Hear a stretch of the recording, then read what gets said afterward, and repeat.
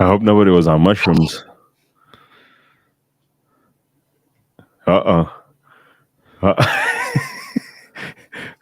Live with the technical difficulties. We're just gonna watch you struggle now. Can you hear me? Yeah. I can't hear you. I don't know why. Oh, we can hear you. Are you muted? I'm not muted. I swear everything's okay on my end. Hold on. We'll check this. You don't need to hear me.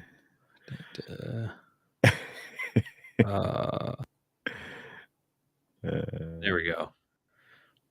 I don't know how to explain it. Every time I do this, my settings are all different. That's weird. Thanks for the space journey. I was saying I hope nobody was on mushrooms while that intro is.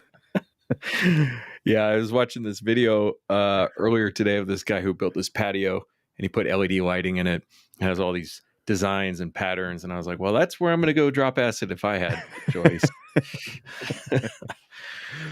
On that note, this is season something, episode something or other. Something else. Of whatever show we're calling it at the moment. This is the Guns for Everyone super happy party time hour. I mean, it's just Guns for Everyone podcast. Easy enough. Easy enough. I mean, if we're just going to talk gun stuff and acid. I mentioned shrooms, but sure, acid. So I'm gonna let you lead this one. Okay. Because I genuinely have no fucking clue what the fuck we're going to talk about. I've got nothing. I think we've updated from El Paso County as much as we need to update. Other than they're still ignoring us. I emailed everybody in that office. Oh yeah, they're not going to talk to us. I got zero response. Yeah, they're not going to talk to us. Like they could just say, yeah, your students are good to apply. They don't even have to say what the policy is. Correct. Yeah, but they won't put it in writing. No, they won't. Yeah. Bunch of little bitches. Using the law against you in the most petty, arbitrary ways possible. Yeah. To protect themselves, to protect their office, not to protect the citizen, to protect the office. So, yeah. But I mean, if things are moving forward, then at least we have that going for us. So, yeah, this is kind of the frustrating thing, right? It's we're just trying to do what's best for the students at the end of the day. It takes a lot of time, energy for us individually to email, call them, stress about it. And we get absolutely nothing out of it. We're not a lobbying organization, but it seems that unless we're kissing their ass and telling them, oh, okay, yeah, I guess so, and just agreeing with them, then unless we're doing that, they're not going to communicate with us. But strap on the knee pads. Yeah. if you want a response, just strap on the knee pads. Gotta suck the dick, and that's unfortunate because it tells you what that sheriff or any sheriff is kind of all about. Is if they receive any resistance whatsoever, they're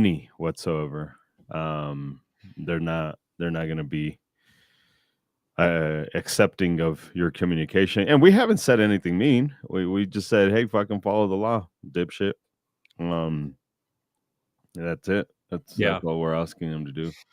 And just an update on La Plata County. Definitely no email back from them either. So, you know what we should do is, well, we already tried this, but we should make it happen. Is have some other instructor, because I'm wondering if the GFE domain name is just blocked at the sheriff's department email filter. If you get an email from these guys, just put it right in the junk pile. Hey, junk pile. Lord. Well, the only problem is that most instructors don't want to get in trouble. I Uh, know. I don't understand what they're afraid of. Just asking a question. it's rough because I'm in this position where I want to work with as many as instructors as want to work with us, but if we're being honest, there's zero instructors who are willing to sacrifice for their students. Hmm. They even believe that it's going to affect their business a little bit. They're just like, "Nah, I'm not going to do that," which is unfortunate for the students who again suffer the most. Yeah. Um, yeah. Well, shout out to Allison Spink then for being one of the few. So, Yeah, Allison is the only one. all right. So let's talk about. I thought of this topic based on some text messages that went back and forth about some of the students that we had over the previous weekend. You had put on Instagram or Facebook or something that we had 6 classes last weekend. Something like that, right? You had 2 I had 2. and I had 4. Yeah. A lot of students. Definitely. I'm trying to understand this message, but I think this is spam. Oh, it's Yeah. spam. Okay. A lot of students and lots of questions, which kind of got me thinking, like, what is the most, like, topic number one? What are some of the most common questions that we see all the time in doing over 100,000 students, doing classes all over the state, other states, other countries? In the classroom, what are some of the most common, maybe not even questions, but misconceptions that you encounter from people?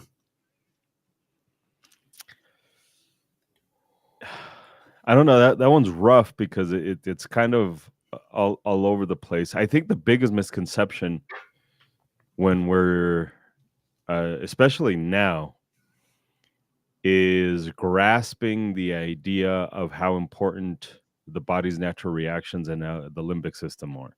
So when a lot of people show up to, especially the range portion, um, kind of snapping them out of drills. Mm-hmm. Let me walk forward and let me do this robotic motion. Let's use the timer, like snapping them out of drills and no, like let's do skill development.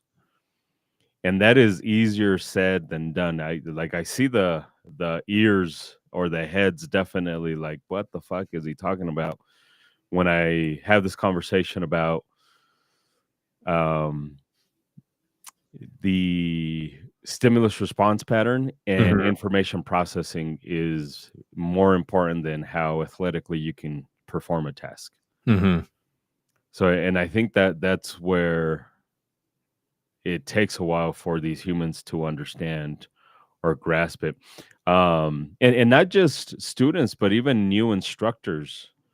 Even old Uh, instructors, yeah, even old probably instructors. more old instructors than new instructors. Yeah, potentially, but like it's this idea of understanding what the fuck it is we're trying to accomplish. Speaking of Allison, Allison helped a little bit on Saturday, and there was this moment where a dude needed to do a reload, or at least it looked like it. But he pulled out his magazine and he looked and re-inserted his magazine. So I come close and I say, "What the fuck are you doing?" He says, "Oh well, I just want to see how many rounds I have." Like, no, that's not the way self defense goes. You don't fucking decide when to do a reload. A reload happens when it happens. So I took his magazines, and I reached in and I do my dirty trick where I hit the button, I take his mag out, but this time I like unloaded his mags. So like now you have to figure out which one's which. And then Allison, she's like, you're a dick. Um, because she's relatively new to the program, to IDS, Mm-hmm. and the understanding behind it. It's not that I'm being a dick. It's just I don't want this student to choreograph that self defense. Mm-hmm. because in a real fight, he's not going to be counting 1, 2, 3, 4, 5. Oh shit, let me check really quick. We're not doing fucking movie shit. We're not doing offensive shit. We're doing defensive shit. It's what's needed. Mm-hmm. So getting people to understand that, because they're so programmed to doing the choreographed shit, the program to doing that. So I think as of late, that's been the most difficult thing to do. I think kind of on that note, a lot of people view the class as a performance. Yeah. That they're out there to perform, and this guy doesn't want to he wants to perform better at the reload. So that means he wants to know when it's coming. Yeah. So he can mentally prepare for it. Correct. And set up the steps ahead of time in his head of what he's going to have to do. Correct. And that is really common. I've experienced that myself going to classes, even with everything I know, there's part of me whenever I'm in the learning environment that's thinking in that performative way. Like, I'm going to be judged by this. Yeah. Right. And so the way to protect myself from the judgment is to perform well at the task. Yeah. And that's a pretty normal human response to the circumstance of training. Because there are other people there. There is an instructor or instructors watching you, and they're going to be evaluating you. But we're not there to evaluate you as a performance. We're there to evaluate, are you doing the right skill at the right time?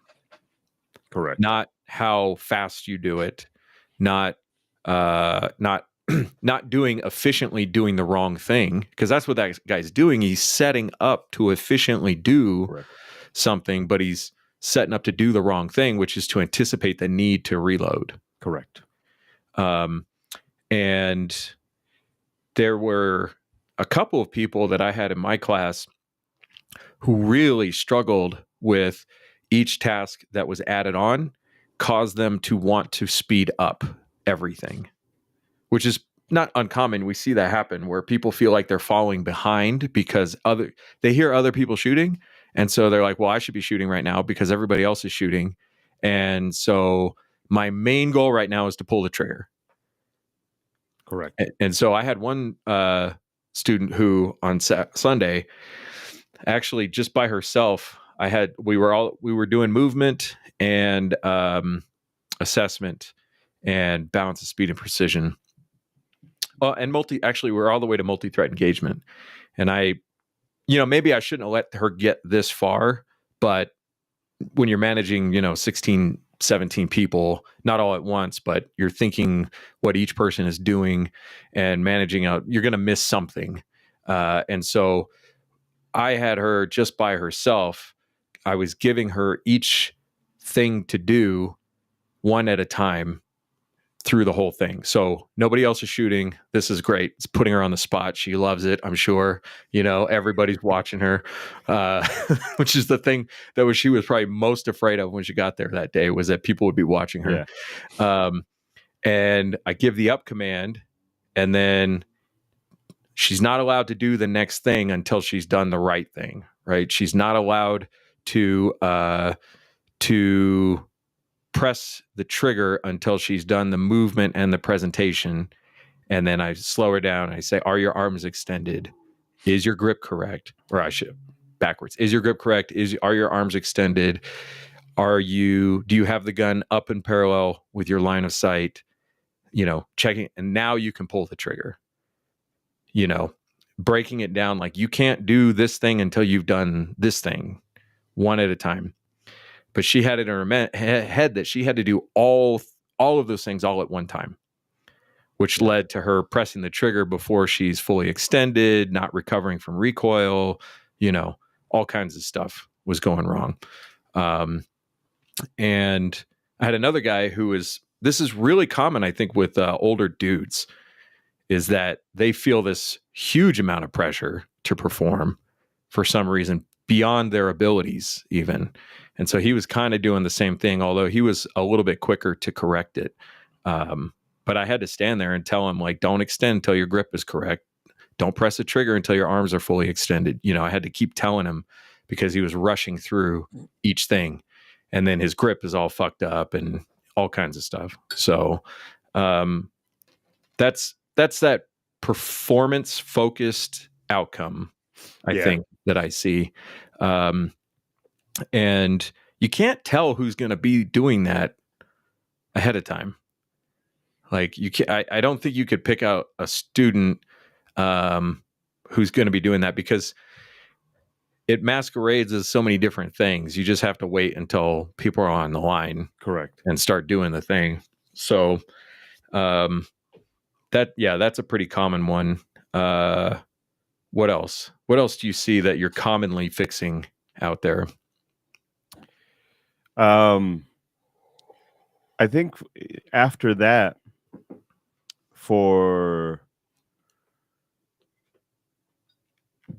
it's kind of the next thing for me. Like if I'm at the range, the other thing that I'm constantly, I just had a conversation with Letitia about this. Letitia she helps, but she's not instructing or anything like that. She'll help and say things occasionally. But on Saturday when Allison was there, and there was it kind of happens in every class where there's one person who has a little bit more gun experience than the next, and every little thing for humans who are not you and I or Pincus or whoever thinks that a minimal safety issue is a big, huge thing. Mm-hmm. And then the reverse, something they think is very minor is something that you told them not to do. Correct. Yeah. As they're pointing their gun at you, like, no, that's not. Like, or you're talking and you hear a gun clearing a holster, in the loading area. Yeah. I just told you not to do that. So I see that a lot. It's like these humans elevate small safety issues. Yeah. There was one that came up multiple times on Sunday, which is actually in the last two classes, is people being concerned that they had a round in the chamber in their gun in their holster, and I had to tell one person, I think multiple times, that's how you're going to walk around with it in public. Yeah. Like if the gun is in the holster, secured in the holster, the gun is fine, but he's like, yeah, I figured you want me to unload. I'm like, did I tell you to unload? I don't remember telling you to unload, and then if you think it's such a big issue that you do it, why didn't you say something so that everybody did it? Correct. You just did it by yourself. Correct. Like, oh, well, this is a safety thing, so I better keep it to myself. Yeah. and it's this thing of people don't balance that risk benefit thing at all. So that's a big problem, because now somebody highlighted and it's a potential. It's what you perceive to be a safety issue. It's not a real safety issue. Mm-hmm. It's still valid to talk about it. I'm not against talking about it, but let's talk about why you're wrong. Mm-hmm. So an example is, how shitty people do reloads initially, and they end up rotating the muzzle, and you tell them, hey, quit rotating the muzzle and shit like that. But the person next to them fucking freaks the fuck out. Like, no, like it was at 180. If they were pointing the gun directly at you, then we'd be having a different fucking conversation. But now that person seen it, or somebody said something or whatever, and now it becomes this huge fucking issue. It's not an issue, and I'm not opposed to having a conversation why it's not an issue, but it does change the mood of the class. When somebody sees the finger on the trigger as they're coming back, we all know the finger should be somebody else, but this is the 60-year-old who's owned a gun for fucking 50 years, and this is the first formal class they've taken. Mm-hmm. So like they have to be corrected. They've never been corrected. So for me, there's always this little bit of grace of like, yeah, like it's that's not where the finger should be at right now because we're not shooting. Mm-hmm. But it's not a thing where the gun's pointed at the target. It's not pointed at their fucking heads. Mm-hmm. So there's balancing of like let's have this conversation with this human individually all by themselves. Hey, finger somewhere other than the trigger, and they get it. They understand it, and it's a skill though. You say this very, very well. Mm-hmm. It's a skill that they have to develop, and they haven't developed it Yeah. at this moment. But the person next to them, like, oh my god, like it's like the end of Yeah. the world. I mean, it's incredibly common to have people in the class who are struggling with that issue, with the finger on the trigger issue. It's also very common for people in the class to struggle with maintaining an awareness of the direction of their muzzle. And there are reasons for that. When you talk about the reasons for fingers being on triggers, it's because that's the ergonomic design of the handgun. That's the intuitive place to put the finger. And the muzzle direction, our hands tend to orient towards our attention. So, our hands are the primary tool that accomplishes the tasks in our life. Yeah. And our attention is how we find those tasks and do those tasks. So our hands following this is very common. Correct. So you get some people they've learned how to keep the muzzle in the right direction. They've learned how to keep their finger off the trigger. And then they see other people fucking it up and they're like, like you said, they're making a deal out of it that it isn't necessarily. Correct. It's not that we don't care. It's not that it's not an issue. It's just like, you have to understand, however many students an instructor has seen, most of them at some point are going to struggle with one of those two things. Correct. And so I'm aware, I'm tracking it, I'm paying attention, I'm calling it out and everything. But yeah, you get some people are like, whoa. And my favorite is the people who make a huge deal out of it and then they do it. Or they do something worse that is actually worth. Yeah, like stopping. I hear a gun coming out of the holster after I told you not. Like, that's a problem back here, Right. So Tad says, how many times do you get flagged? Directly flagged versus almost flagged pretty often. Directly flagged more often than I would like, but it doesn't, I don't know. It's hard to put a number on that. I'd have to quantify. I've been muzzled at a gun store a lot more than I have in a training class. Yes. Yeah. So I've been muzzled at that could also be because you owned one and you were behind the counter all the time. So at a gun class, not enough for me to be like, I'm not going to stop teaching because of it. Mm-hmm. So I'm with you. Like it's probably happened more than I would care for, but it hasn't happened so much that I think it's a safety issue. Yeah. Yeah.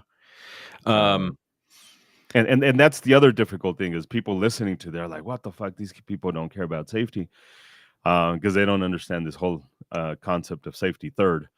Because for most humans, it's safety first. And that's right. The other one, right, is getting them to understand to just overall switch your thinking, switch the way you fucking think about stuff. If you care about safety, fuck off, go somewhere else. Don't shoot guns, don't drive, don't do all that. Well, if you care about safety more than you care about learning how to protect yourself with a firearm. Yeah, absolutely. If you care about safety more than having a gun stored in the home. Yeah. Correct. Because it safety is the killer of learning. Safety is the killer of freedom. Safety is the killer of everything, really, mm-hmm. right? Because they tell you safety, safety, safety, safety, and I think this is where a lot of humans come in and like safety, safety, safety, safety. Well, we have to do dangerous shit in order mm-hmm. for us to learn. Yeah. We have to. So we have to balance it out. Is it worth it? Is it not worth it? If it gets to the point where it's not worth it, then we'll stop. Yeah. But for right now, this fucking 60-year-old lady who's never shot her gun in this context before, she's probably gonna have her finger on the trigger a few times when we don't want her to, but we can't have the finger on the trigger and then her pointing it at herself. But Mhm. that's not what's happening. It's the fingers on the trigger Yeah. while she's trying to do the reload, but the muzzle's pointed in a generally safe direction. So we're gonna have some grace for that. So I think those are the main ones. Outside of that is fuckers don't read. Yeah. Don't read and don't listen. Yeah. On the listening side, I do have a little bit of grace because when you're getting all this information It's a lot. poured on you It's a and lot. it's not written down, you can't just go back and reread what was there. It's a lot. It takes a little while to hear everything and process it and incorporate it. But the reading, like you could just sit there and read it till you understand it. So, and I'm guilty of it too. Like I do it too.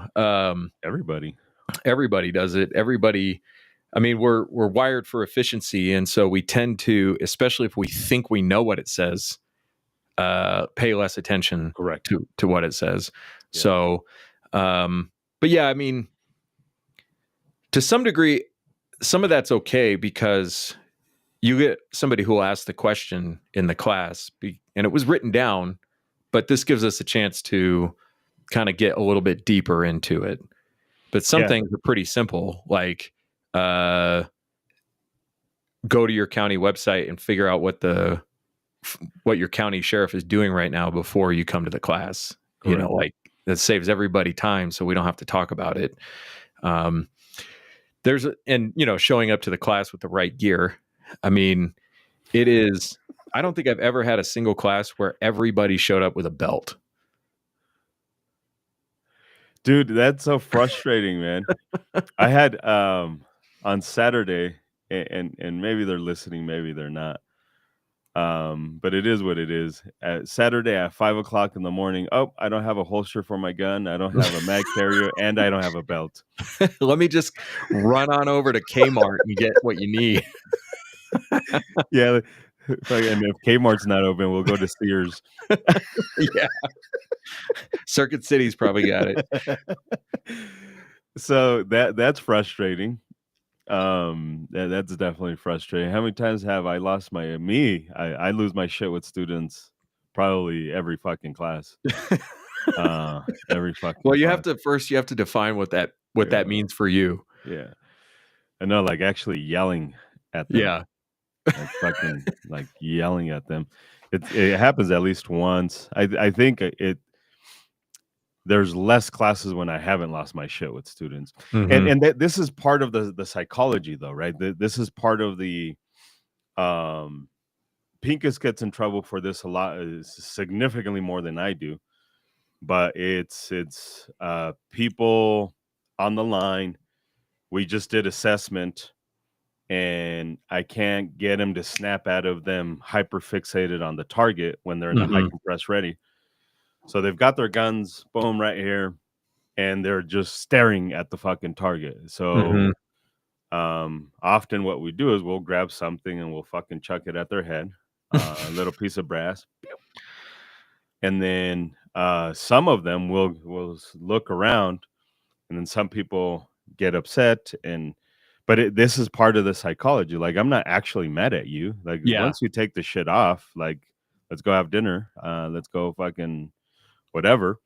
It just in the moment, your brain can't be in relaxed mode. Your brain can't be in competitive mode. Your brain can't be like, we're trying to get your brain to process information, and you're not processing the information. So we need you at a different place. There's this place where humans are afraid to go, and that's the conflict zone of their brain, and they fucking hate it. It's uncomfortable. It's super fucking uncomfortable. But so I don't know if it's actually losing your shit, but I've definitely had to yell at students Yeah. I've probably done it more in instructor development courses than I've done it in actual training. So I'm going to come back to the instructor development thing for in a second, but I've only ever lost my shit once, and it wasn't in a class. It was in a shooting event. It was a purely for fun event, and this was down on the Guns for Everyone ranch, and one of our favorite Spanish VIP bodyguards asked me if he could do something on the range, and I said no because there were too many people around and it would be too chaotic. And then he fucking did it anyway, and I fucking screamed at him. And it wasn't like I have to yell right now because I want him to know I'm serious. I fucking lost it on him. What the fuck are you doing? Like, the only other person that I've talked to very few people that way in my life, mostly my kids. But yeah, I fucking unloaded on him. I wasn't there, was I? No, you weren't there. Yeah. Leland was there. Well, I don't know if Leland was there at that moment. He was only there for a short amount of time. Oh, okay. But yeah, I mean, that was the only time I've lost it. I've gotten short with people, but that's to increase the pressure. Like, if there's a safety issue, we have to increase the pressure, because if obviously talking nicely hasn't worked so far, I'm not mad at you, but you need to know that this is dangerous. What you're doing is dangerous, and you need to stop doing it. So on Sunday, I had that issue. Somebody kind of was struggling with the direction of the muzzle thing. It wasn't like a big deal. It was little stuff, but I could see what was going on. And I explained to this person a couple times, pay attention to where your muzzle is. Nothing else matters right now. Pay attention where your muzzle is. And then, like, out of nowhere, this person just decided they needed to adjust their sweatshirt at the expense of where the gun was pointed, And so I had to get a little bit more short and say, like, you have a fucking gun in your hand right now. Your sweatshirt is not important. The gun is important. Pay attention to the fucking gun. And then no more problems. So like, and me, like, I'm not like quick to get to that point. It takes me a while to get to that point. Or I should say, it takes a lot to get me there. Sometimes it doesn't take very long, but it does take a lot to get me to that point. So, but going back to the instructor development thing, it's way more common in the instructor development. Why is it so much more common in instructor development? Well, in the instructor development, the understanding is that you're trying to become the human who teaches other humans. So for me anyways, there's an expectation for you to get it more correct. Not right now, but like, you need to understand the responsibility. I don't think enough gun people understand the severity. We say it kind of half jokingly, kind of like, you get to a point where you just tell people shit that it's just normal. You don't mean it. Server comes and, how's everything? Everything was fine, thank you. Yeah, not when I'm having dinner with you. Waitress comes up, how's the food? Pretty much fucking sucks, actually. And I'm just drinking my water.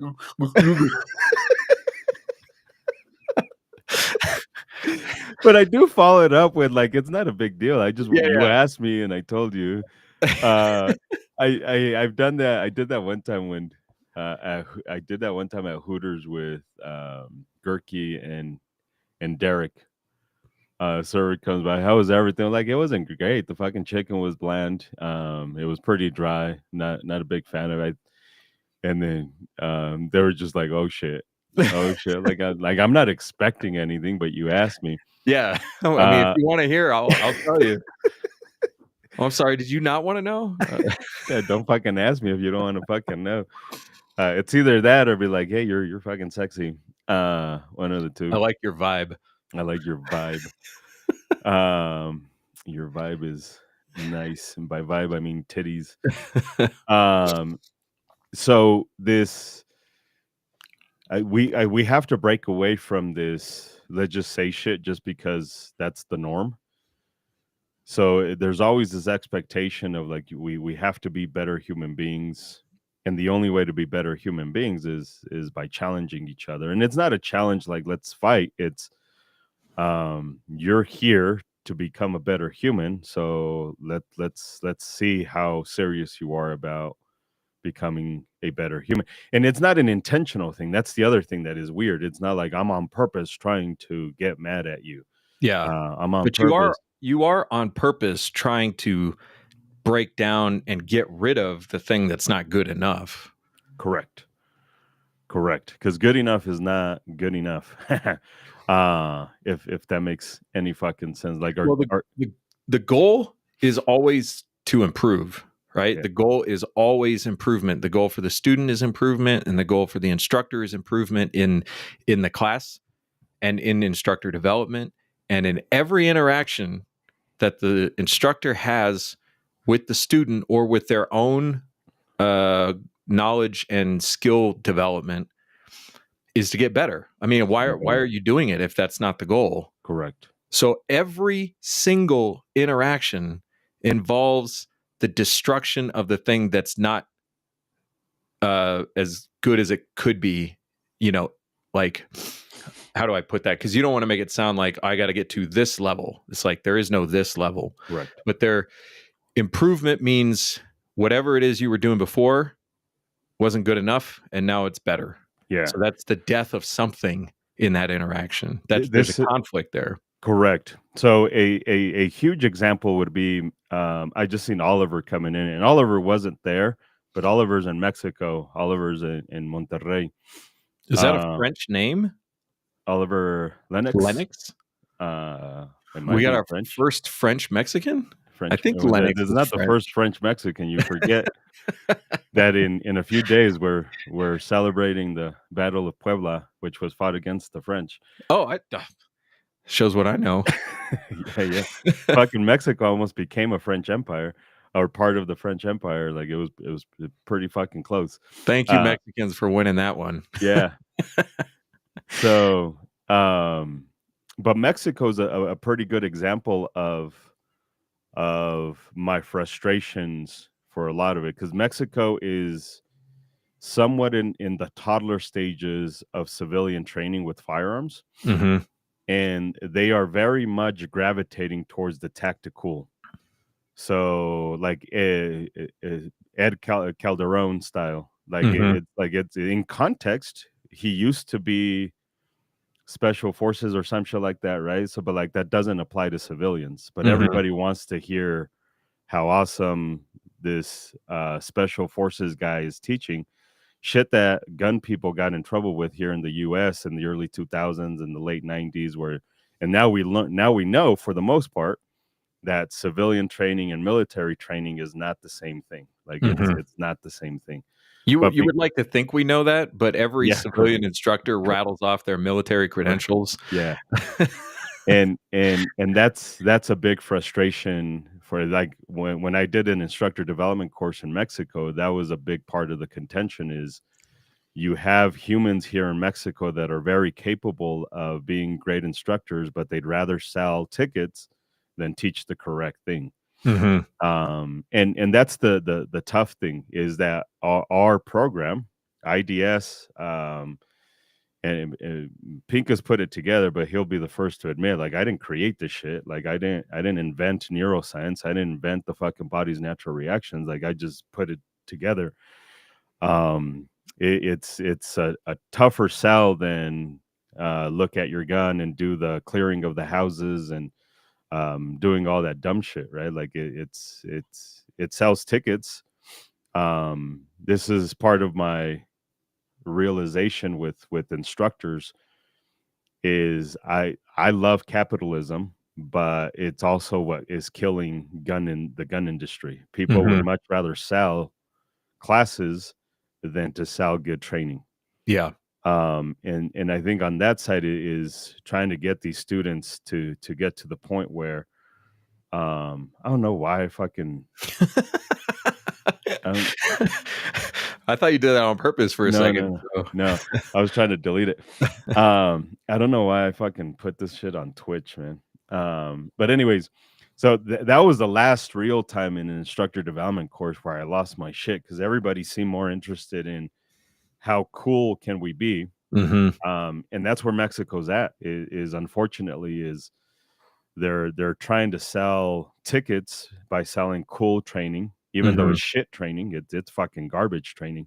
Mm-hmm. Um, and so we're trying to change that with a few of them, and there's a few of them that are doing good. I think Oliver's a good example of humans who are trying to do their best with what they have. Mm-hmm. But it's tough when you're trying to swim upstream of all the fucking hot garbage. Right. So we're trying to get these humans to understand, like, yeah, sure, you're trying to sell and pay the bills and do all that stuff, but like, there's got to be an integrity behind it. Yeah. So that's why I would yell more in the instructor development courses Yeah. because these humans have to be better, and we have to challenge and then explain why room clearing or doing sweeps or doing CQB for civilians is not a real thing. Like Mm-hmm. it's not real. Like, cool, it sells tickets and you get a name or whatever, but it's not real. It's offensive, it's not defensive. Civilians need to do defensive training, not offensive training. Mm-hmm. So it's that challenge of you suck, here's why, and now let's get better. Yeah. Kind of on that note, I went and saw Warfare, which is that new Iraq war movie. Okay. Really good movie. I mean, I liked it. I give it a 9 out of 10. It would have been 10 if they had shown dead bad guys. But and the only reason that's important is because like our good guys are firing all these rounds and you don't see a single bad guy get hit. You're like, is that because they suck? Or like, Yeah. where are all these bullets going? What kind of effect are they having? You know? But you see an incredible amount of planning and staging going on in these teams. But this is all offensive. It's all highly coordinated offensive. Yeah. And when it doesn't go according to plan, it reverts back to what works within the body's natural reactions to stress. Correct. So there's a really great scene where you have this highly competent Navy SEAL who really knows how to do his job. And he is like, great. You can, I mean, his whole character just exudes this competency. And then he gets to the point where the body's natural reactions take over and all of his basic essential skills start to fall apart. Correct. He can't apply a tourniquet. He can't even remember how to apply a tourniquet. Correct. He's struggling managing these different tasks. He like, they didn't really show it, but you could get the sense that he's suffering from some level of tachypsychia where things are just not happening as quickly as he thinks they should be happening. Correct. Or things are happening out of order and all kinds of stuff, you know. And the civilian needs to understand that you don't operate in the space of planning out an attack. Correct. You operate in the space of, I didn't know any of this was about to happen. Correct. And and even if it happens in your house, mm-hmm.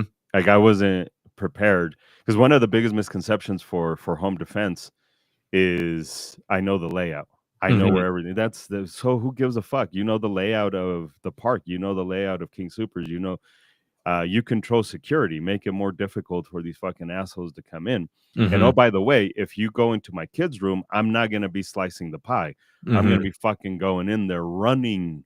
It's gonna be a deliberate fucking motion. Yeah, I might get shot, but you're in there with my kid. I'm not gonna be fucking slicing the pie. And this is, and you were talking about a movie, but go watch the videos of the wars.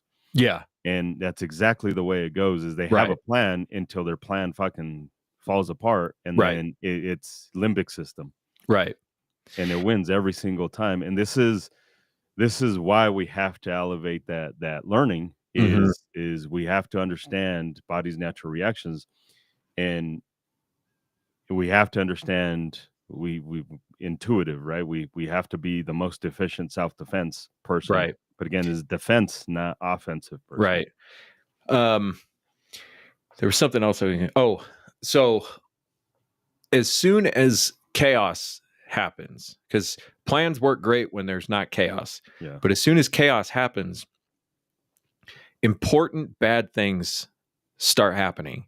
Now, in the balance of overall benefit and risk, you want more good things than bad things to happen. But you know, the reason I picked this movie out is because it was written and co-produced by this guy who was there, and they brought most of the people who were there back for the actual filming of it to make sure they got it as right as they possibly could according to the way they remembered it. Correct. So in the world of movies, there's at least an attempt here to make this as accurate as it happened. And there was a guy who got his legs blown off, but they weren't all the way off. They were mostly off.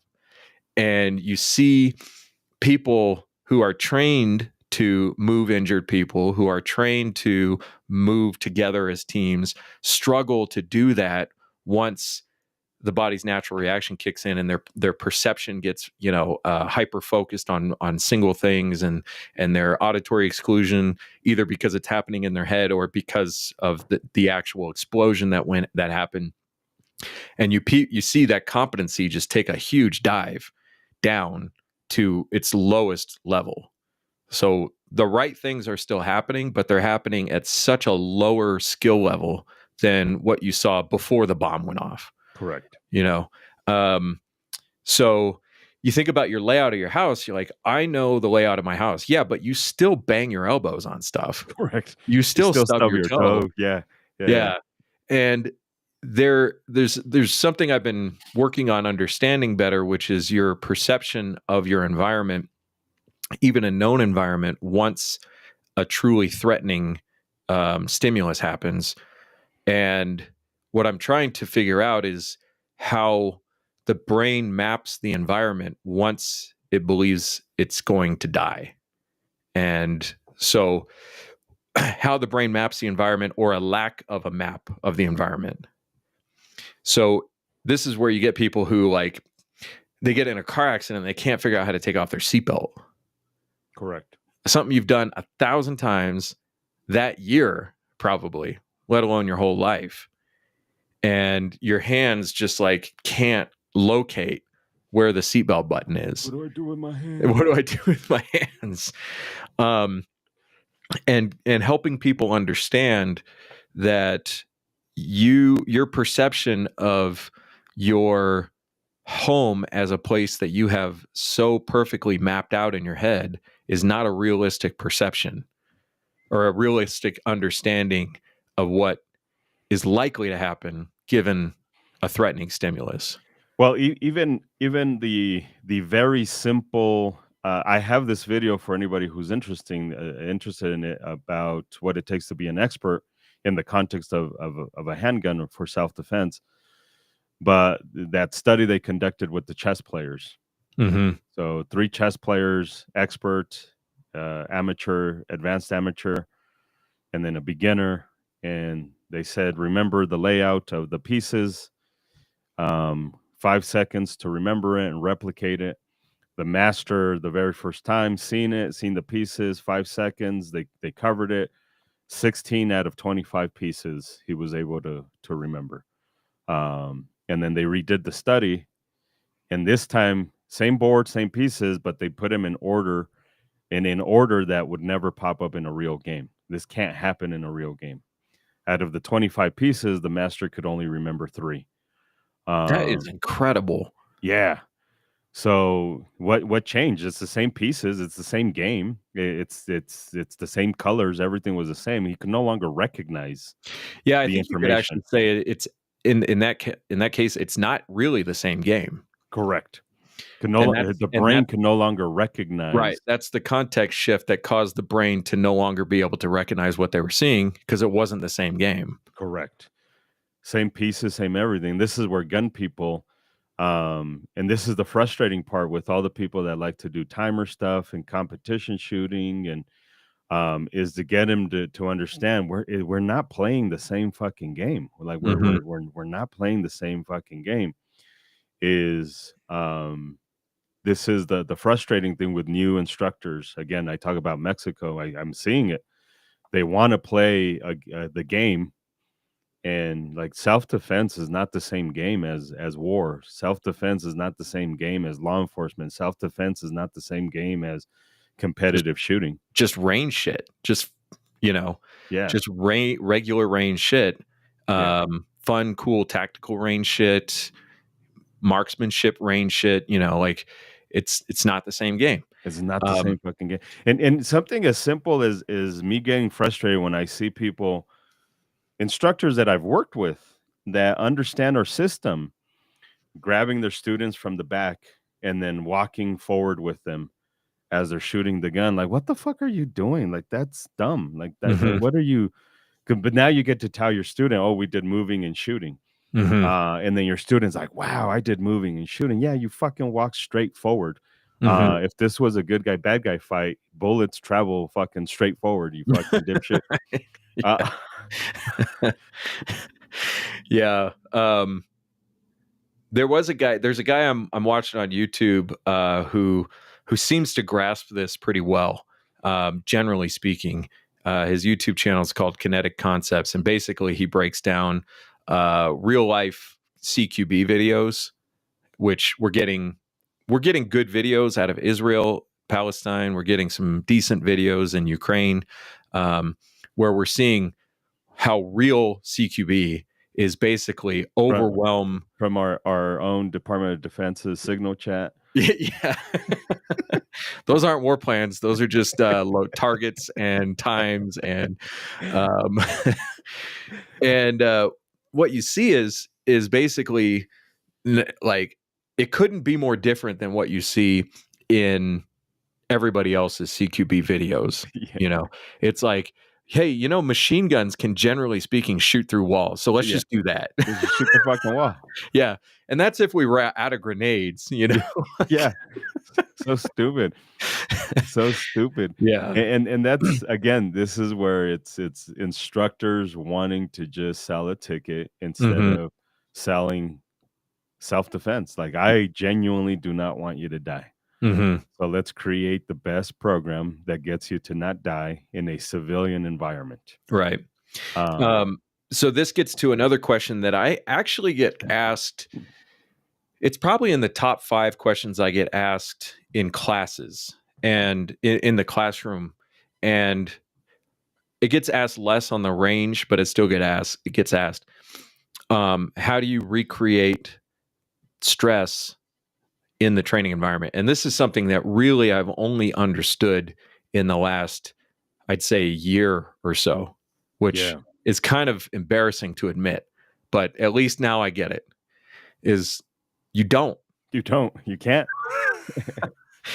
can't safely, reliably do that. You can't. And again, this goes again to the shitty instructors who want to sell something.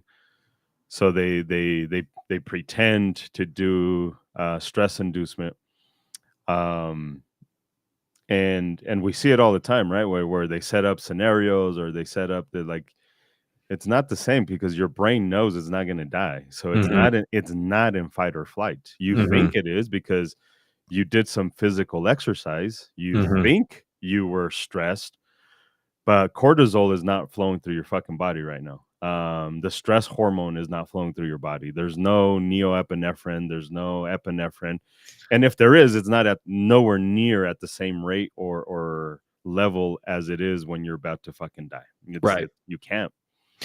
And nor do you even really want that. No. Because again, that's absolutely not a learning environment. Correct. There's no learning going on. There's no useful learning going on in that moment. I mean, you could argue that the brain is always learning something, but there's no useful learning going on when you think you're going to die. Correct. And if you look at the good guy bad guy fights, we can see some things that are consistent: distances, the amount of time people shoot, but the actual context of the fighting is very unique to itself. Like Mhm. it's very unique. There's a lot of, again, there's some things that are the same, but there's over 100,000 variables that came into play to make it be exactly what it was. So you're not even being exposed to the same environment when you're in training as Right. you are in that one particular fucking time. So you can't train for it. So there's like there's I think I brought this up before. Um Dave Grossman, who wrote On Killing and On Combat, talked about how fighter pilots who survived their first 5 dogfights in World War II were more than 90% likely to survive the rest of their dogfights. Yeah. And you could say, well, there you go. There's stress inoculation, but there's stress inoculation for an extremely specific context. So, they're going to get in the same cockpit. They're going to be flying the same plane. The bad guy is wearing the same flag. The physics of the aircraft are going to be the same.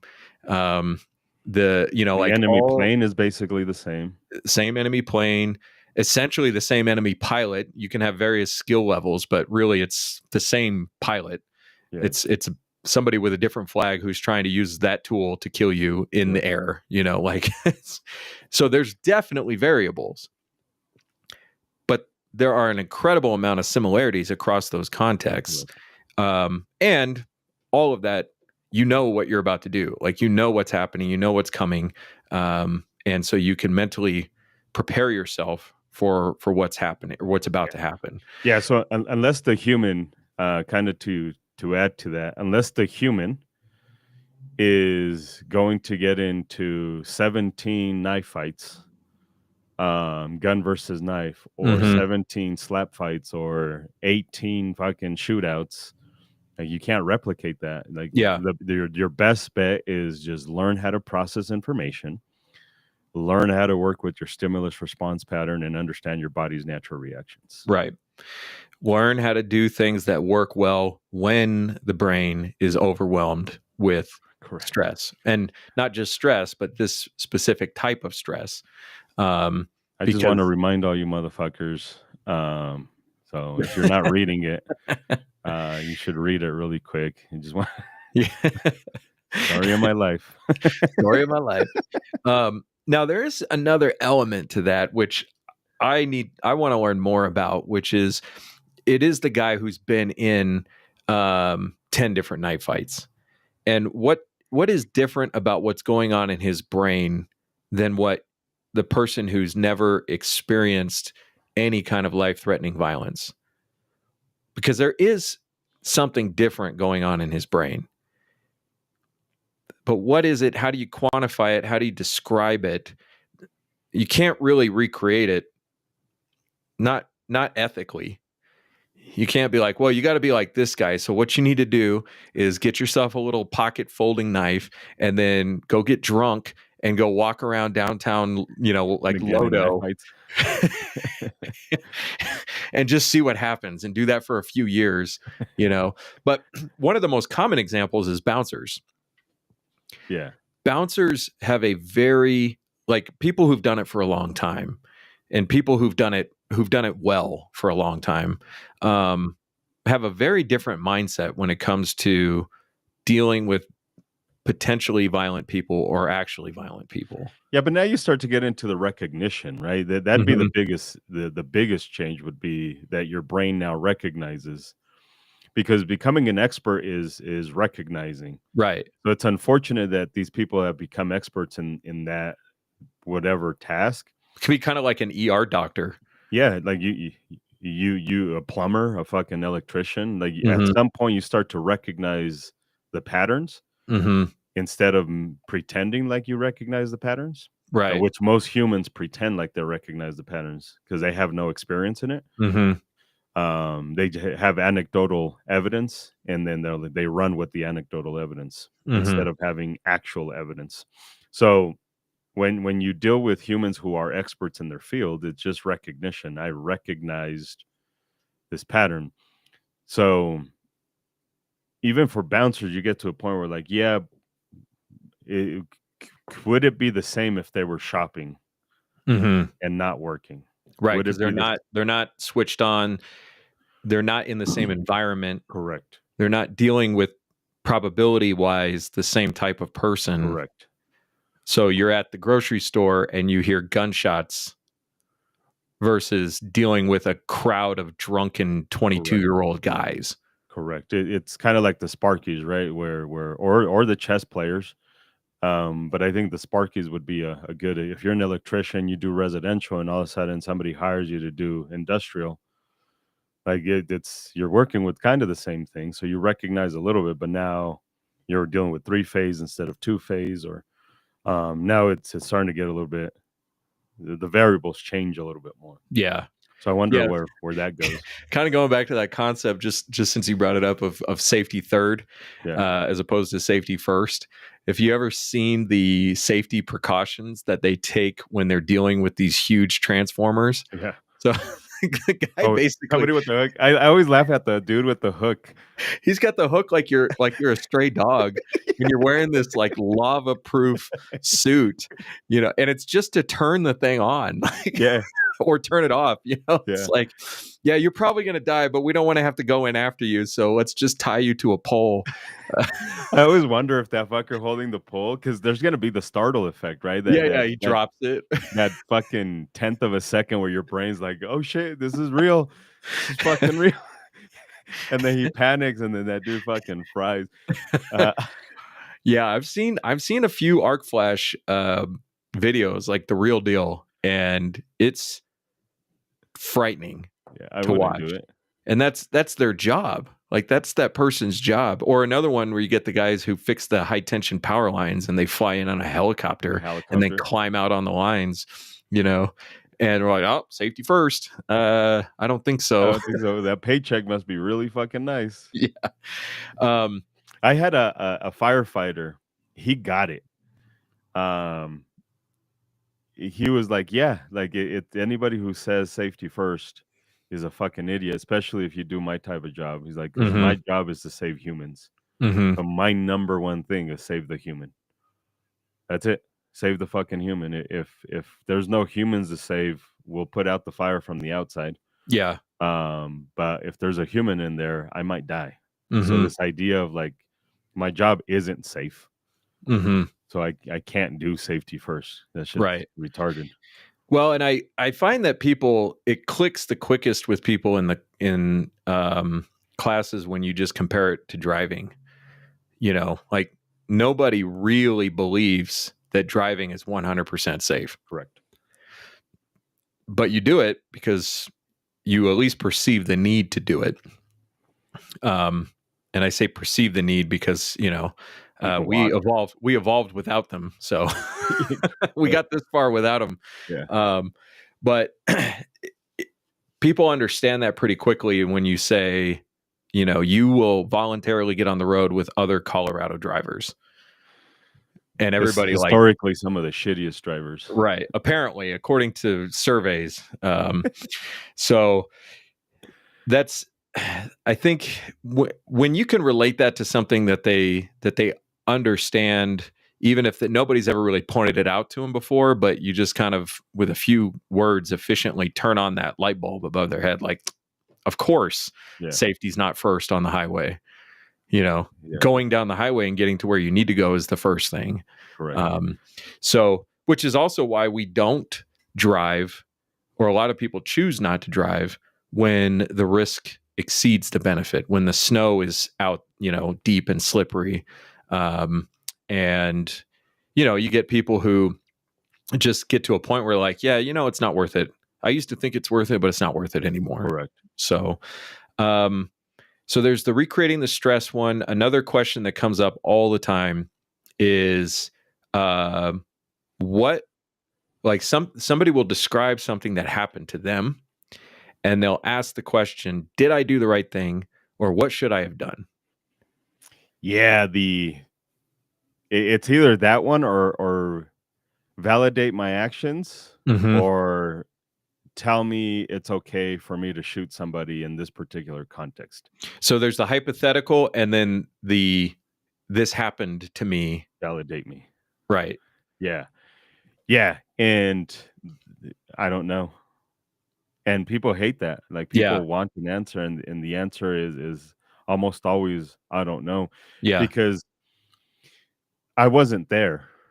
So I can tell you and you understand that situation differently than what actually probably happened. You So certainly understood. Like, it's certainly different because there's no way that you could have known all the relevant things at that correct, time correct, and made a decision based on all the facts. correct. There's no possible way that you could have Correct. made a decision based on all the facts because you're not Right. aware of all the facts. Yeah. And usually humans remember what they were told or they seen a video or whatever it was suggested to them or they try to decipher it in their brain or it so now I'm going off of a story that you told me that is most likely bullshit. Even if you did the right thing, what you remember is most likely not the way it went. Mm-hmm. And just off of that alone, I can't tell you what I would have done because I would have perceived it a little bit differently. Mm-hmm. Kyle Rittenhouse, you and I could both probably agree that the Glock guy, the one that had his bicep shot out, did not want to kill Kyle Rittenhouse. Yeah, if he did, he would have just shot him. He would have just Like, he fucking had shot him. plenty of opportunity to shoot him. Yeah. So, but you and I understand that what these humans were trying to do is take his AR-15 away, except the Mm-hmm. skateboard guy. Well, the skateboard guy grabbed the gun Okay, I don't remember that part. and he hit him with the skateboard. At the same time? It's like, don't half-ass things. Do one or the other. But that's Correct. what you get for half-assing it. That's what he got. Yeah. So, but we studied these videos, right? We watched these videos, more you than I. Every time you send me a video, I'm like, oh fuck, prepare for death. Prepare for death. But it's valuable to watch these videos. Most humans don't study the video; they just watch it for the cool factor. But Kyle Rittenhouse, that dude that got his bicep shot off, did not want to kill him. He had the Glock; he could have shot him at any fucking moment. But tell that to 17-year-old Kyle Rittenhouse while he's on the ground that a dude with the Glock isn't trying to kill you. Right. Because, So like, you don't know what Kyle was understanding about that moment. You could look at a video and be like, look, he can see him. That doesn't mean that he was processing the right information in that correct, moment. And what even is the right information correct, in that moment? And so Kyle made the decisions he made that night. Nobody is ever going to be in his shoes. correct. And this is where it's fucky. So like you give me I wasn't in your brain. And even if I was, I wouldn't be me, I'd be you. And then I would Mm-hmm. have done the exact same shit. So then why even fucking ask me? So like there is no like let me tell you because I don't know if I would have been there. Fuck, I'd probably would have shot that fucker the first time and not the second time. Mm-hmm. If I was there, I probably would have ran because I'm a little bitch. I hate conflict. As I'm a shit talker Mm-hmm. and I like to talk shit and I like to but like when it's real actual conflict like it's a fight can break out like I don't like that I'd Mm-hmm. rather avoid it. um I like holding people to a higher standard. So there's that but like there's like I would have ran. Mm-hmm. One of the reasons why we don't have gun stores anymore is as soon as we got the first break in it was no longer worth it for me to continue having it and definitely not worth it for me to have my wife go through that again so Mm-hmm. it just wasn't worth it. So like I don't know and this is the problem with humans. They want to be told what to do and how to do it, why to do it.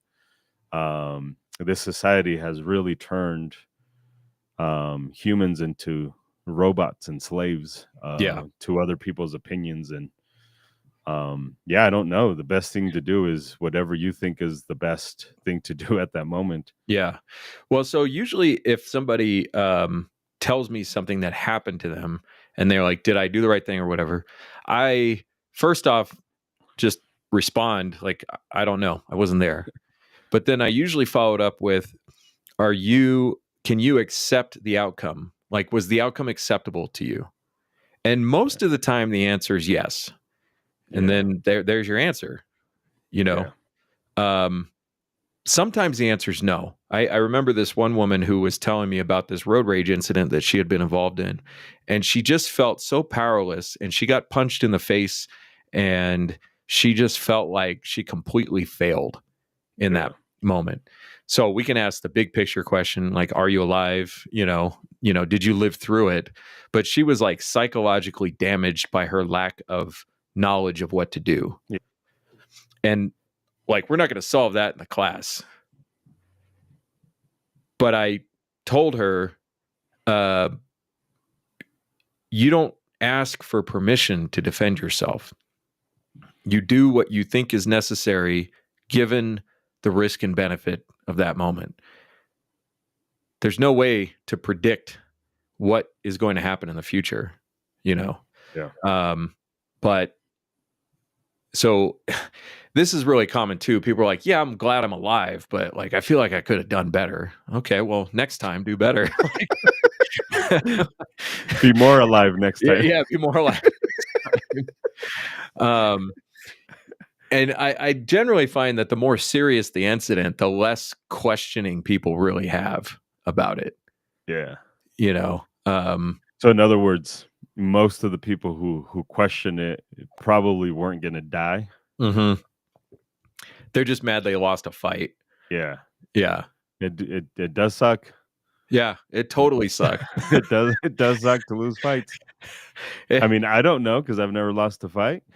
But I would imagine it sucks. It happened to me about 25 years ago, and I still think of it. Like, I still remember. You got your ass beat? Not beat, but I got punched and I didn't get any chance to respond. Oh. And you know, all things considered, I think the outcome was actually pretty good. But to this day, I'm like, man, what a little bitch. Yeah. I haven't been in many fights, so there's that. But I think the couple that I've been, you can argue there was really no winner. Like everybody hit each other, and yeah, I don't think I would have actually won if I had gotten out of the car. I do remember trying to avoid more fights than I've been in. Mm-hmm. Like, nah, I'm good. Yeah, like legit telling these people, like, nah, I'm good. It's not even worth it. Like, there was one fight that I absolutely should have had when I was 14. And that's part of being 14, I think. You know, like, this kid at Toys R Us probably doesn't have a gun. He probably doesn't have a switchblade. Like, this is going to be a fight on the floor at Toys R Us until the manager breaks it up. Like, that one should have happened. Absolutely should have happened. And you didn't have it? And it didn't happen. Didn't happen? Yeah. It's hilarious. I had knocked my tooth out of my own head earlier that day. And I remember my dad told me, take it easy for the rest of the day.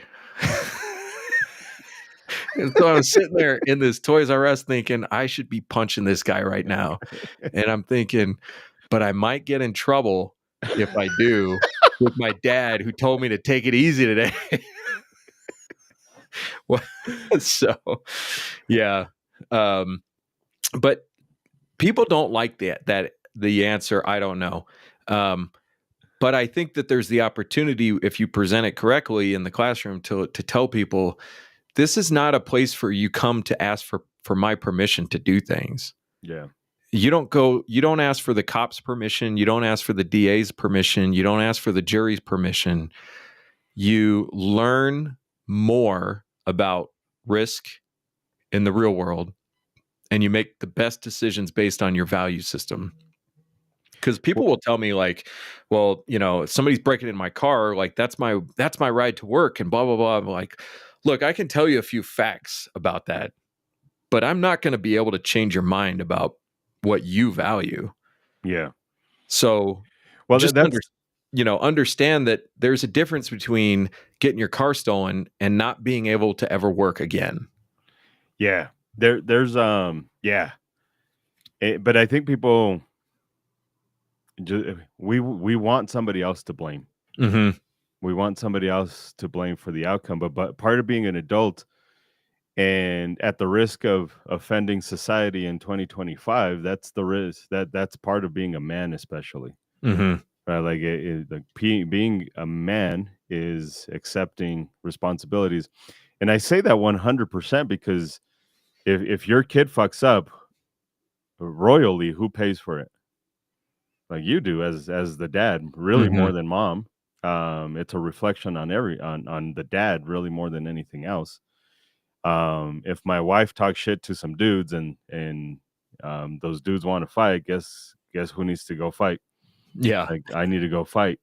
Like it's and I'm sure a lot of people fucking be upset at this, but it's 100% true. Like it's like I have to accept the responsibility. This is why we're generally so tough on our kids, is because at the end of the day, I'm the one that has to answer for all your shit. Mm-hmm. Like it all falls on me. It falls on my shoulders. But as an adult, period, because not everybody has the luxury of having the dad or having the husband or whatever. If you sword fight with other dudes, then I mean it's same shit, right? Like it's one person that answers for the whole family to a Mm-hmm. certain degree. And it might be the lady. But that's part of being an adult, period, is I have to accept consequences. Mm-hmm. Right or wrong, I did what I did and I have to accept the consequences. It's a very basic concept. But in 2025, I think people have forgotten it because we are part of like to make it batshit crazy. We are in a society where like, well, oh, the government will take care of this. Well, nope, the instructor will take care of this. Like, how many times have we received emails and we're like, fuck, you could have taken care of this student. Mm-hmm. Like, you fucking fight for yourself with the sheriff. But Mm-hmm. they're like, nope, you're the instructor. You deal with it. Like, no, it's your fucking permit. You fucking deal with it. Mm-hmm. But we forget that it's my consequence. I have to deal with this. Yeah. Right or wrong, like I have to deal with it. It's not up to Isaac to decide when you live or die. Yeah. I think that it's kind of funny. I think as adults mature, and I can only say this from the male perspective, because I don't have a female brain, but from the male perspective, the more you understand that, the simpler your life gets, because you realize that if I'm not willing to do it myself, I shouldn't be asking other people to do it. And if I'm not willing to do it myself, then I really don't want it bad enough. Correct.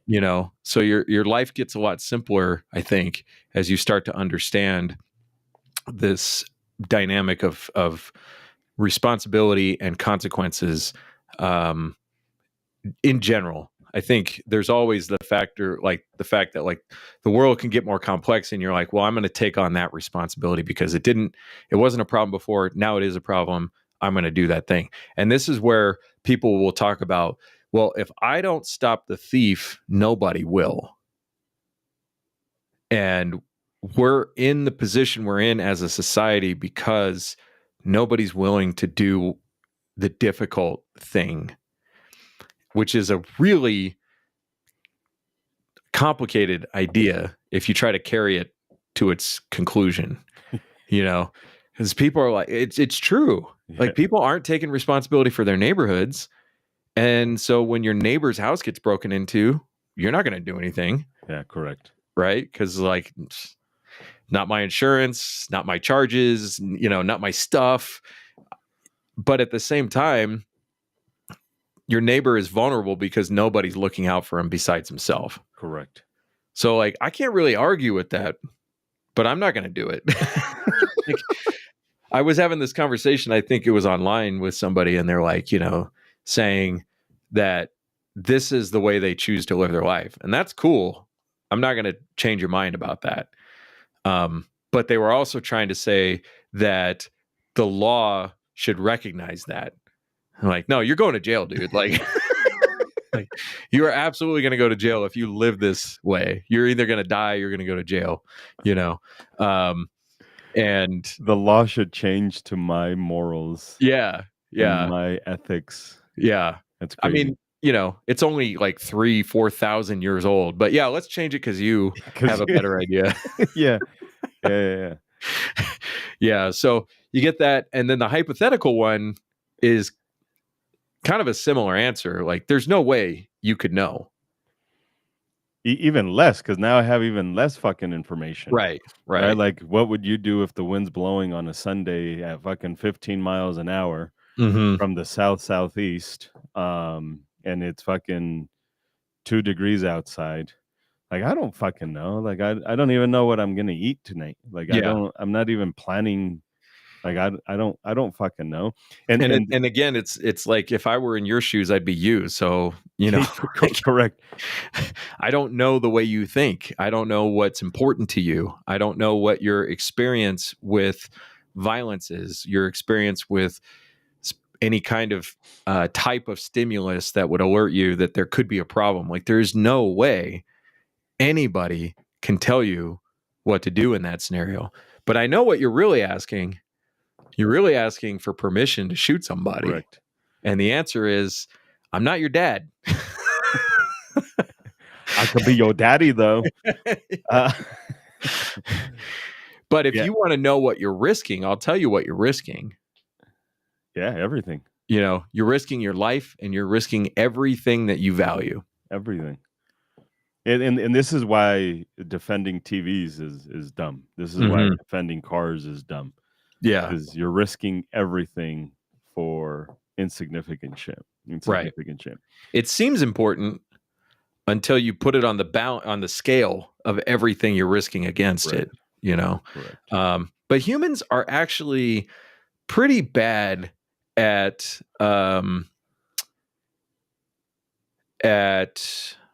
balancing that big picture type stuff. That's why people gamble. Well, this is because it's not in our DNA. Mm-hmm. Like, it really isn't in our DNA. I'm sure many humans have this conversation. Absolutely, humans have had this conversation before. But we live, like you and I right now, are in places that we're not technically designed to be in. Mm-hmm. You've got central heating, central AC. I've got the AC going on right now. I'm sitting in a fucking chair. I don't have to build a fire. Like, this is not the way we were designed to live as human beings. Like, we weren't. If anything, you can argue that we were designed to be more nomadic, constantly building new cities or new little villages and then breaking them down and moving somewhere else as the seasons change and food became scarce and all that shit. So, like, our brain isn't designed to value this fucking monitor that's in front of me. But I worked for it and I paid for it, so now I feel like it's like I must protect it. It's my everything. You used your life energy, your life force to create that thing. Correct.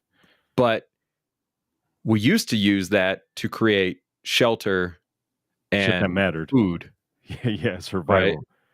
And so it's like our brain confuses what's really important because we're using the same resource to create important things and unimportant things. Correct.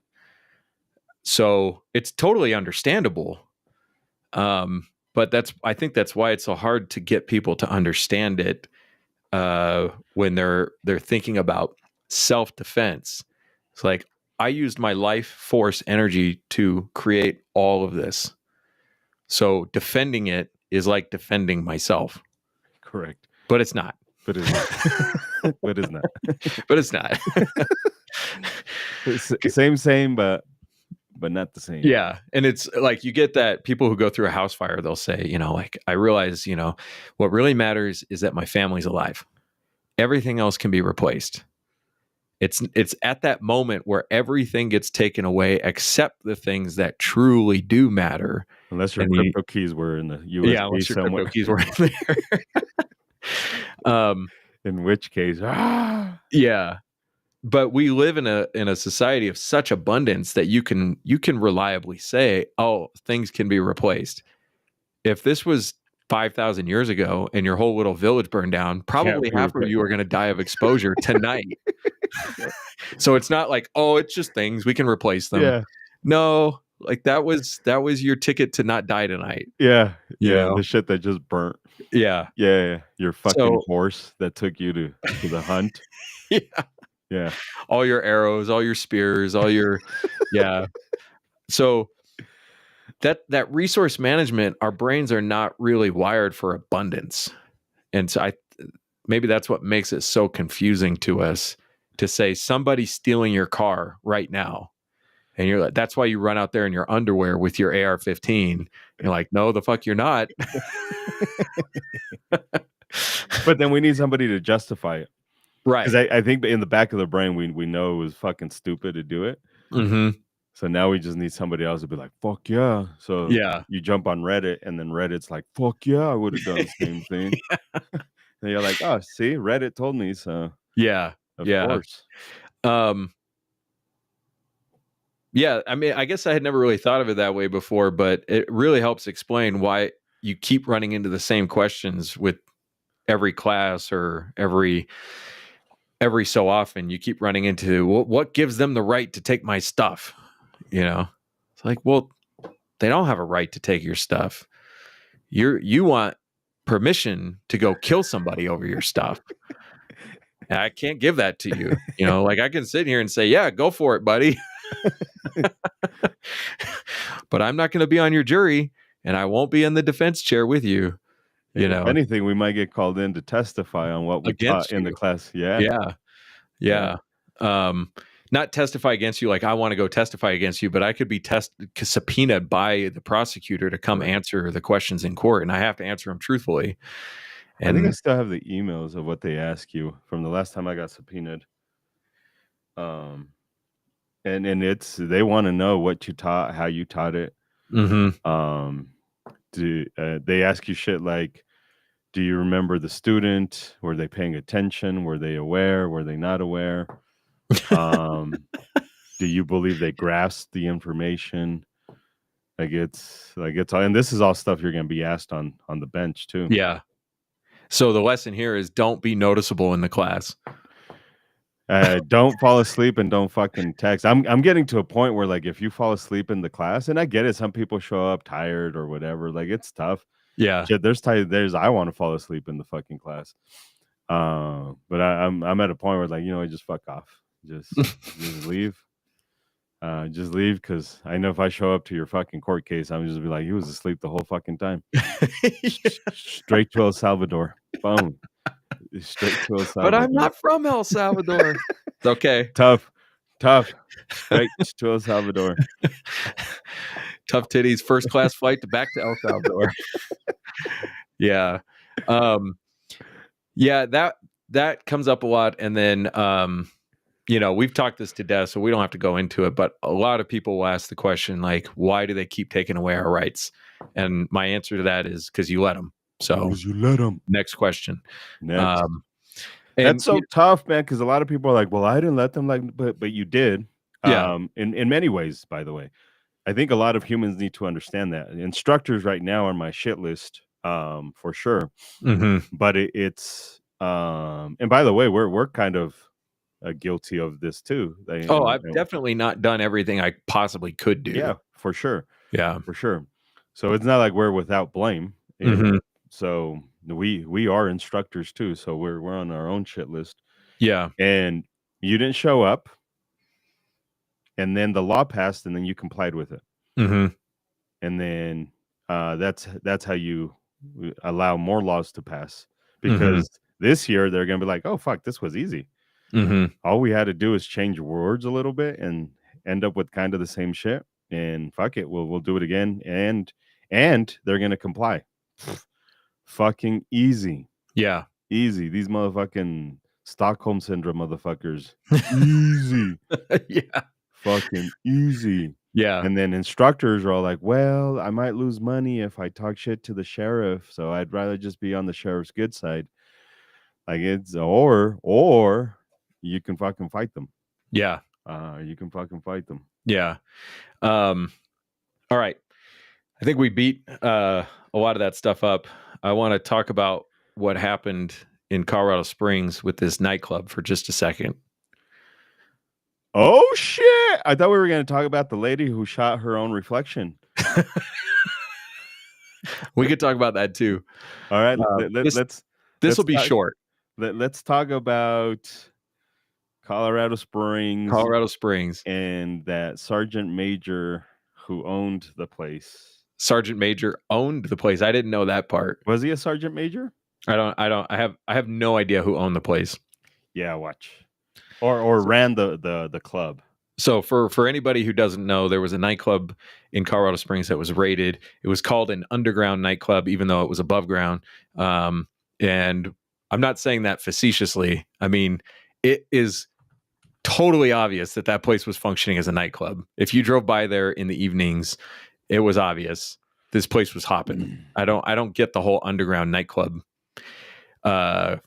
concept. There was a lot of drugs found. There were a handful of guns. Fort Carson response to service member being caught at illegal nightclub. They're saying that he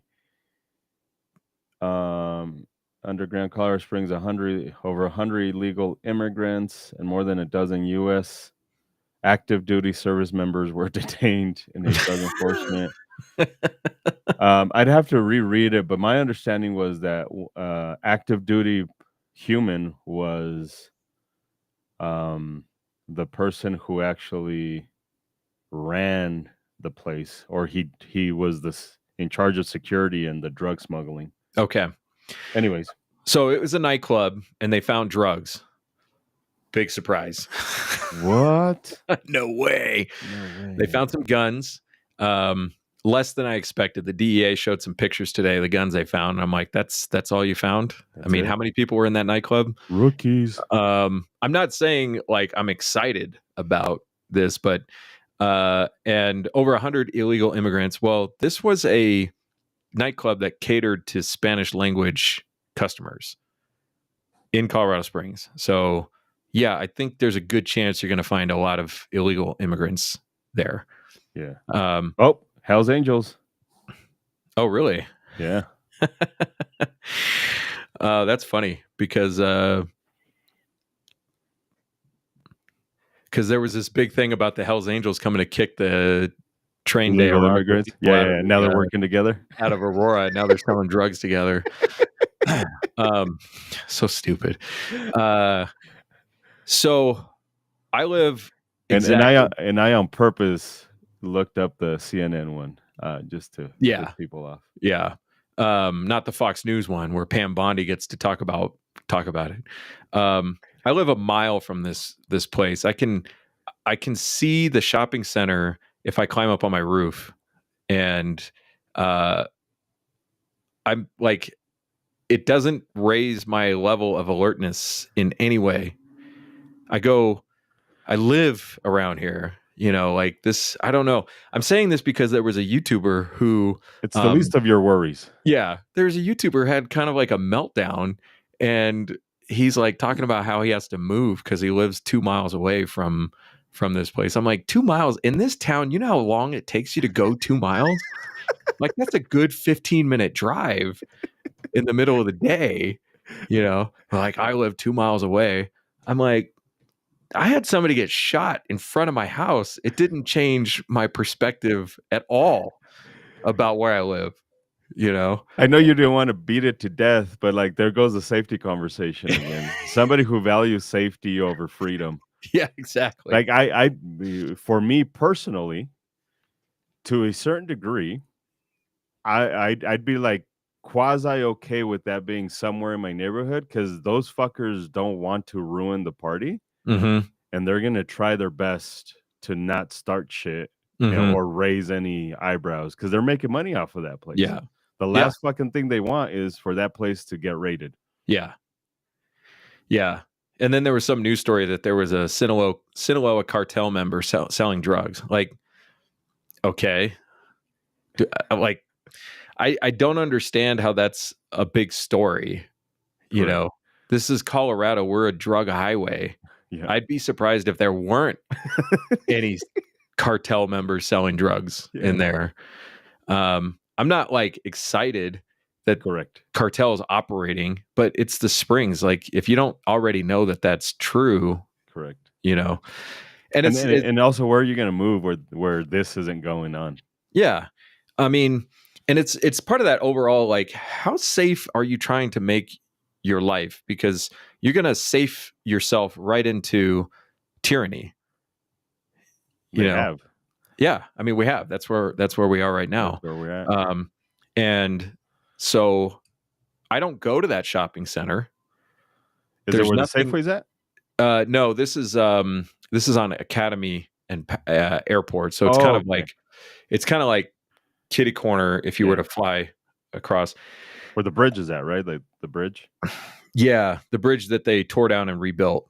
Yeah. I did a class across the street from that place. Like one of the first classes I did in the Springs was at the fire station across the street. Oh, that's right. Yeah. Like society can only be so safe. And I'm not saying like it's an excuse for violent crime, but there are this much was worse a violent crime. Yeah, there are much worse things going on. And on a regular basis that I don't know. I just don't see the idea of keep trying to move away from smaller and smaller problems. Correct. So I don't live on, La Pan, where I dumped you off, trying to make it easy for you. That show was incredible. I was like, yeah, just drop me off right here on 38th.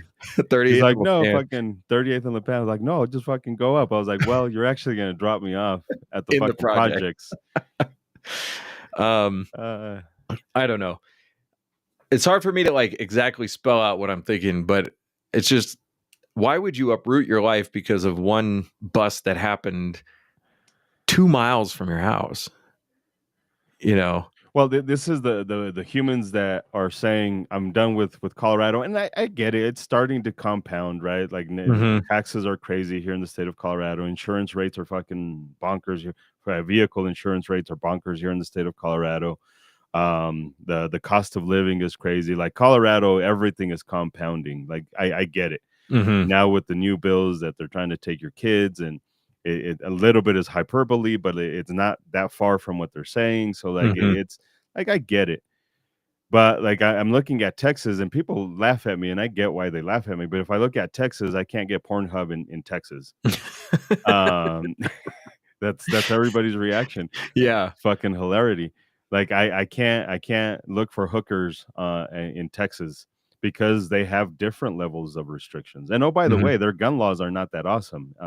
Firearms Policy Coalition just posted about how the Republicans in Texas are actually pretty anti-gun. Yeah. Because they want the control. So like you're moving from one place to another place without knowing what their tyranny looks like.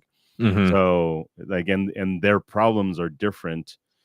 There was a comedian, and this is a pretty dark joke. So for those of you guys are little bitches, I don't know what the fuck to tell you, but I think it might have even been Chris Rock, if I'm not mistaken.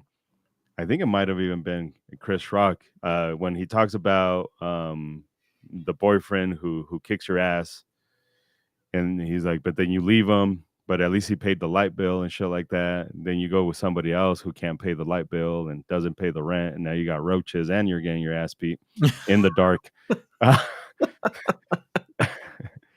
And the bigger picture is at least in one place you kind of know what the problems are. Yeah. And you can kind of navigate the issues and the problems and be ready for it. You move to another place, it's like it's a different set of issues that you're encountering. So you're not really running away to a better place. You're just running away to different problems. Yeah.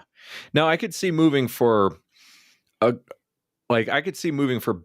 number of big picture problems. Like you said, taxes. If you get to the point where you just like can't even support your family because of the way the tax structure is set up, like obviously it makes sense that you would do something to fix that. But generally speaking, the attitude that I will not confront the problems that I'm faced with, I'll either rely on somebody else to do it or I'll just leave, is how we get here. You know, people are like, well, I don't like these laws. Like, well, what did you do about it? Ran away. Well, what can you do? Well, more than you did, probably, you know. And if you do try, you put forth a good effort and the law is still changed. Well, now you know you at least tried. Correct. And if everybody kind of took that attitude, I bet we'd have half the problems politically speaking that we have right now. So, Correct. And anyway, so that nightclub thing, it made me laugh because I'm like, yeah, I know exactly where that place is. Definitely was a nightclub. No question about it. You know, I was disappointed in the pictures of the prostitutes that they had. That picture you sent me made me laugh so hard, especially in the context of somebody like freaking out about how dangerous it was. I'm like, did you see the people coming out?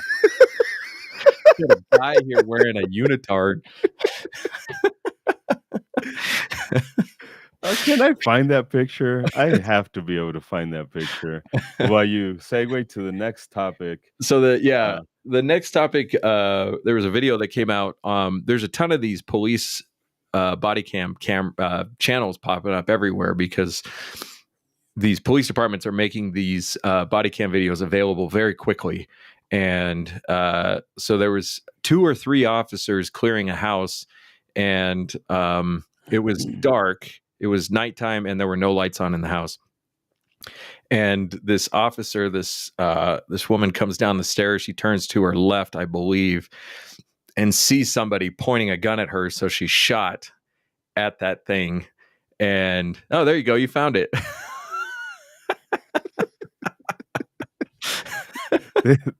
and oh, by the way, might I note, and I have to note this, the phone that the gay is wearing is an iPhone. They say that a gay isn't a good gay without their iPhone. That dude does not skip leg day at all. He did miss wearing pants though. That he did skip the pants. Did part. he? Did he though? You know for a fact he gets top dollar for that shit. Yeah, so this woman shoots at the person pointing a gun at her, which turned out to be her reflection in a mirror. And I mean, that's crazy enough, but the immediate aftermath is pretty crazy too. Just listening to the dialogue going on between the officers after she shot the mirror. And then at one point she says, "It's okay, I didn't hit anything." Like, what what does that mean? Yeah, correct. Like, you hit something, and it wasn't a bad guy. So, but I hit nothing. I'm trying to find the video. Did I send it to you? Yeah, but they're all on Instagram. Oh yeah. Here we go. Hey, young people, the Ponytail Police. I fucking hate it when it's people doing what we're doing. Oh, talking over it? Yeah. Yeah, so she's coming down the stairs. She's got her light on.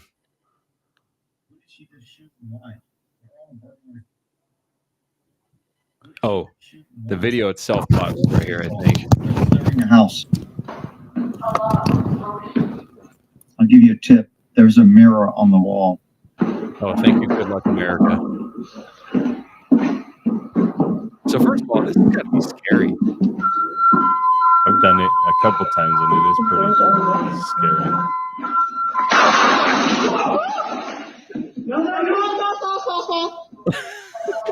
There's a fucking mirror, bro. I turned that way. It was a mirror, bro. I turned. We have to finish. What is she pointing with to show what she shot? She's pointing with her gun. Oh yeah. Yeah, for sure. She's like, "Oh, I shot over here," and she's over pointing here. her flashlight attached to her gun at the thing that she just shot at. Correct. Which I can't remember which FUD was talking about this as a problem, but the idea that you will intuitively use your gun as a flashlight if the flashlight's attached to the gun. Well, that's why we don't recommend flashlights on guns. Mm-hmm. The prime example, and all the fuddery and all the fucking douchery is gonna get mad, but it's a prime example on why we don't recommend lights on guns. Yeah. Because like when you need a light source, again, going back to a lower level of executive functioning under stress, when you need a light source and you know where you have one, you're likely to just go ahead and use that light source. Yeah. I haven't seen Scout Stacks in a long time, but that is an excellent comment. Great skincare commercial. Don't like what you see in the mirror? Fucking shoot it. Oh, that's funny. Hilarity. Yeah, so the attitude after that was like kind of flippant, you know. It was kind of like, hopefully I don't get in trouble for that, you know. And I honestly, like, I don't know how I'd respond in that situation, but that's not the kind of response I think I'd like to see if I was, you know, outside the house or a sergeant or, you know, anybody living in the neighborhood. So That's fucking hilarious. Yeah. It goes back to the limbic system is going to do what the limbic system does, Mm-hmm. especially if you have shitty training. Mm-hmm. Like it's going to revert to I don't want to die. Mm-hmm. I'm sure if there was more, because police training, a lot of police training is completely out of context. Mm-hmm.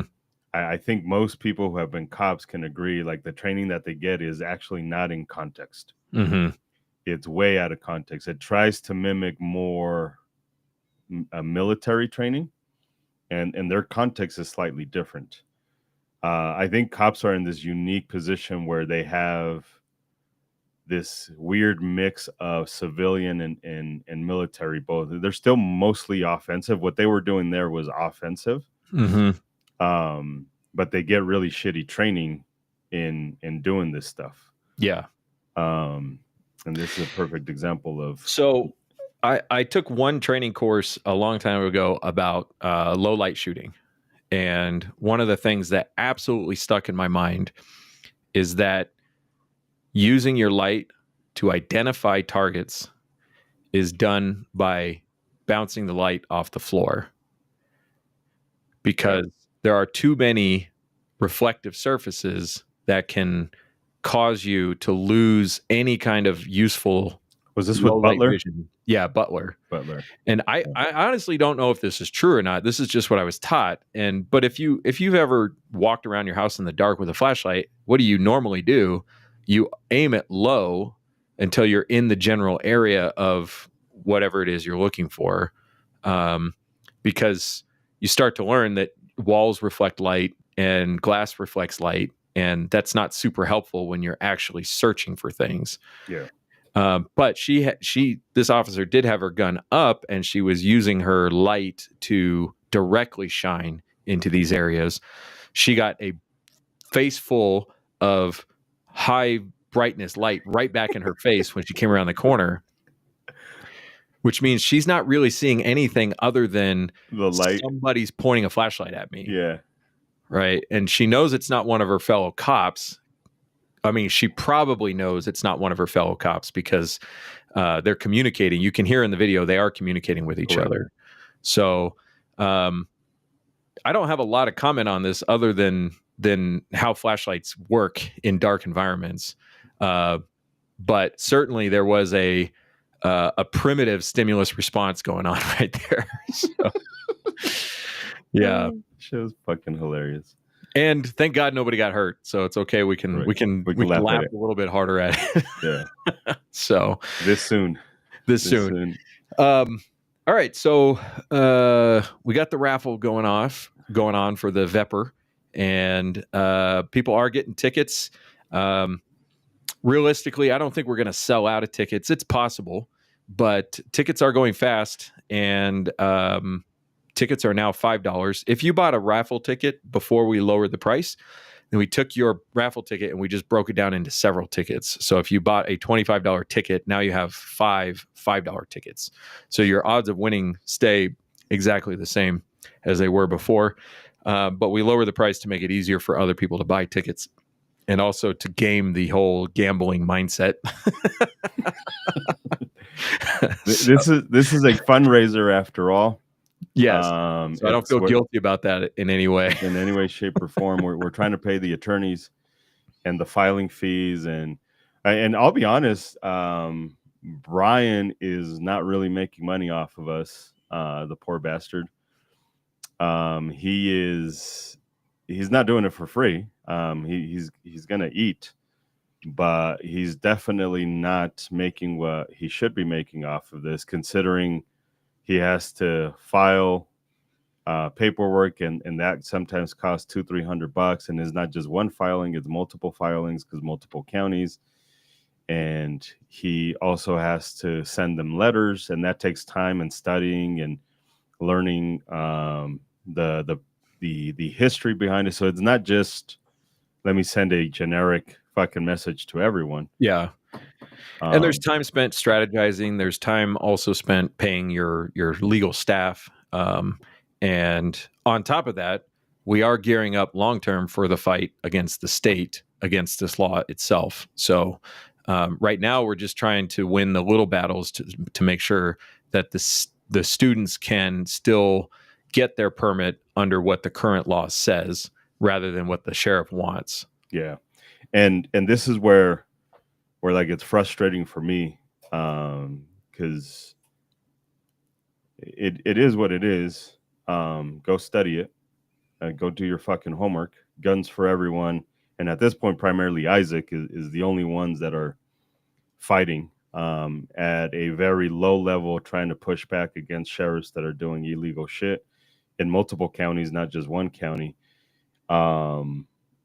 All the other ones that like to talk shit when we do stuff because it hurts the sheriff's feelings, you can find them very easily. They're not participating, they're not helping, they're not doing any of that stuff. So if you want to find out more about the lawsuit, how you can get involved, really the best way to get involved is become a plaintiff, which means giving up your permit so that you can get denied because you're protesting the bullshit law.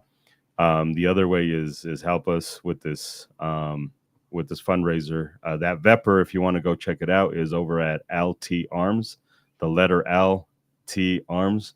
I understand I'm ESL and that fucking sounds weird sometimes. Al. Who's Al? The letter L, the letter T, Arms, over in the Ken Carroll area, so you can go see it there and then scan the QR code, or you could just go to gunsforeveryone.com/legal fund. We got plenty of classes coming up, and they're starting to fill up because we're getting to the July 1st date, and less people have the option to just take the classroom class. So the range classes are filling up pretty fast, and all of my classes sell out well before the date of the class. I mean, he only sets it to 3 students. Yeah, you only selling 3 tickets per class, but so I have to go in there and raise it to 65. 3? I don't think so. I don't fucking think so. So if you are needing to take your class, you need to get on it because you could be looking at least a month before you could get into one of my classes. And even Edgar's classes fill up, especially the range classes. So definitely get on that. And even if you don't need it for the permit, we're doing a 4-hour version of defensive shooting, and there's a lot of learning that you could do in that class, even if it's not for the certificate, and it's free. So take advantage. If the whole reason for owning a gun is to not die, then this is what you should be doing. Right. So yeah, absolutely. So I appreciate those of you, those of you guys that were in the chat, all that stuff, said words, did things, and all that shit. Oh, nice. Those that just came in, super duper appreciate you guys. Help us out with the stuff, gunsforeveryone.com/legal fund.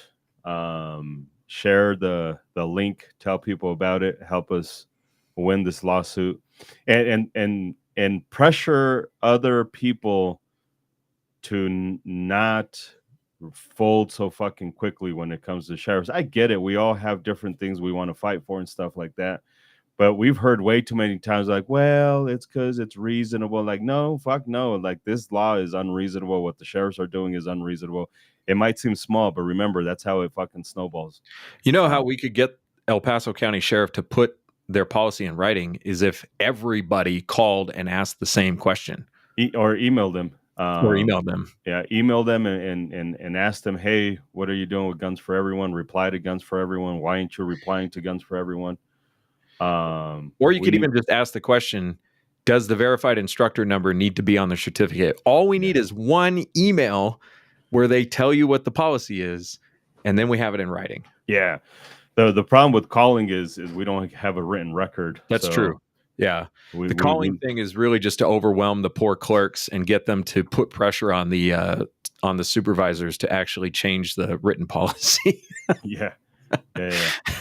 So, but yeah, and actually find out from your own sheriff what they're doing, because there's a lot of counties to keep track of, and some of those counties are changing their policies, and we can't keep track of them all. So yeah, absolutely. So there's plenty of ways you guys can help out. Isaac and I notoriously suck at organizing, but once we get it going, we'll fucking get it done. So either way, I appreciate you guys. Thanks for sticking around. Thanks for listening. Thanks for all the comments, all the other shit. Share, like, subscribe, donate, download.